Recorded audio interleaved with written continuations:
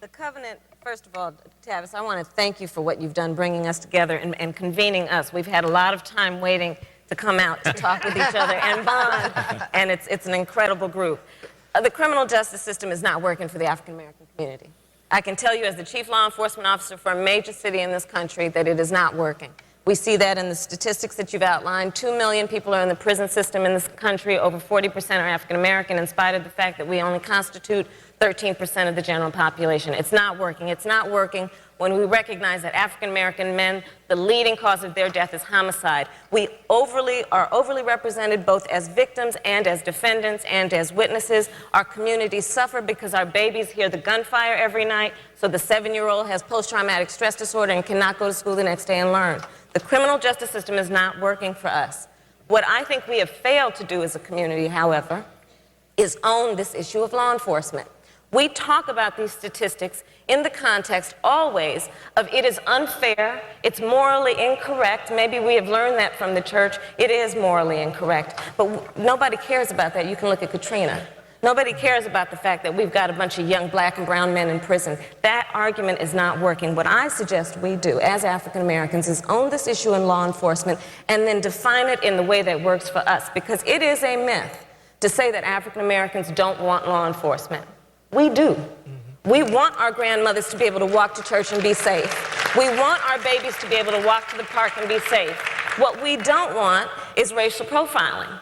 What we don't want is excessive force. That's right. What we don't want is to have our civil liberties and civil rights be stripped. But we do want law enforcement. So let's define it in the way that works for us by saying, I want community policing. I want a police department that works in my neighborhood and in my community that reflects the mores and the culture and respects my grandmother, again, when they walk in to talk to her.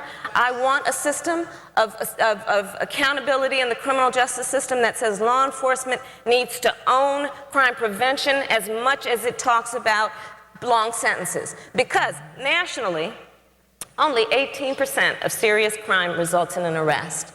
So if I, as law enforcement, with my responsibility to keep you safe, only talk about keeping you safe by sending people to prison for a long time, I'm necessarily going to fall short because the vast majority of that crime's not even hitting my system. So if I'm going to keep my promise to you to keep you safe, I better talk with you about what I'm doing in terms of crime prevention, which means recognizing that people coming out of the state prisons, 60% will recidivate if we don't get them in reentry programs, if we don't get them in job training, job readiness, get them in programs that deal with their substance abuse, get them in meaningful housing and employment so they don't recidivate.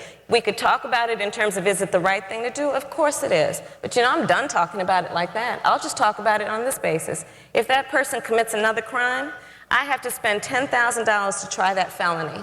They sit in my county jail for $35,000 a year. I'm running a reentry program out of my office in the San Francisco DA's office that brings folks back into the community at an expense of $8,000 a year, guarantees them employment, guarantees them meaningful reunification with their family, and in that way, fulfills my responsibility to keep my community safe. So let's redefine this issue in the context of public safety and just simply talk about doing crime prevention, investing in people coming out of prisons is the smart thing to do for law enforcement. Forget that it's just the right thing to do. It's the smart thing to do. Thank you, Kamala. Madam DA.